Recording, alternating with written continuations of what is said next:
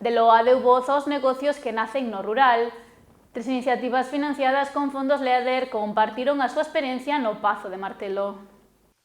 A Asociación de Desenvolvemento Rural de Loa organizou na tarde de onte unha xornada na que se deu a coñecer a experiencia de diferentes negocios que recibiron axudas LEADER para impulsarse. A entidade elixiu o rianxeiro Pazo de Martelo para dar a coñecer as súas historias na xornada Voces que transforman o rural e para presentar o seu novo programa de axudas. De persoas do territorio que foron capaces de transformar unha idea nun proxecto.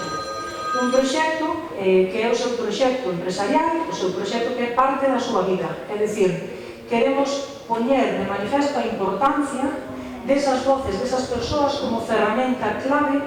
para o desenvolvemento rural, para o desenvolvemento do territorio, para o desenvolvemento do rural en xeral e da zona na que estamos. Ao longo da charla deronse a coñecer diferentes proxectos impulsados grazas a anteriores liñas das axudas LEADER. Mulleres de Castelo, un proxecto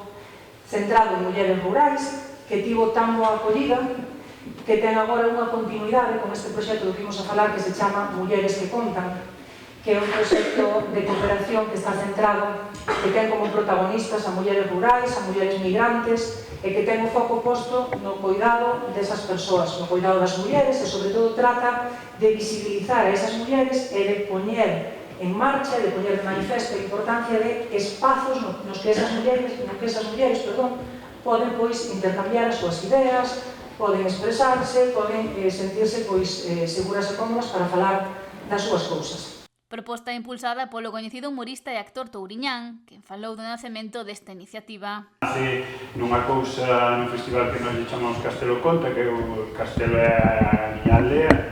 e fomos cambiando que eran as festas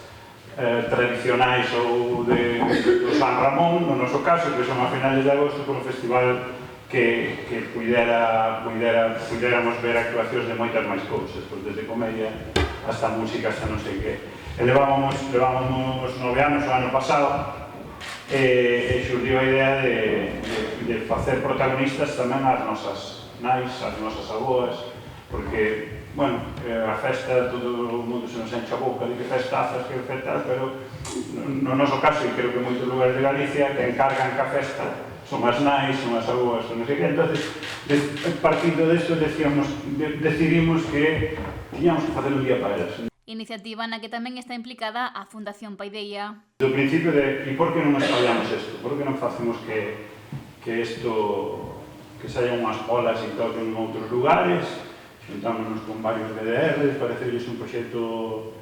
a copiar ou a replicar nestes lugares, en Baroña, de Baroña teñen uns paisaxes espectaculares, quero dicir, para facer a película, Castelo é unha aldea que son se ven morros, as frentes cheos de cacharrada, pero Baroña que aí va a película faz, espectacular, Tria Castela, Manzaneda, Paradela, bueno, en varios lugares de Galicia, e estamos replicando, por eso vos decía antes de ata aquí, porque ainda non rematou, estamos nese traballo. Na xornada tamén deron a coñecer os seus proxectos Cristina Pazos, propietaria de Dubraseda, empresa de Noia dedicada a preparar masas conxeladas de empanadas e tortas, Fran Dosil, propietario do Atmos Hotel en Outes, e Alicia Romero, responsable da administración da Asociación Ámbar.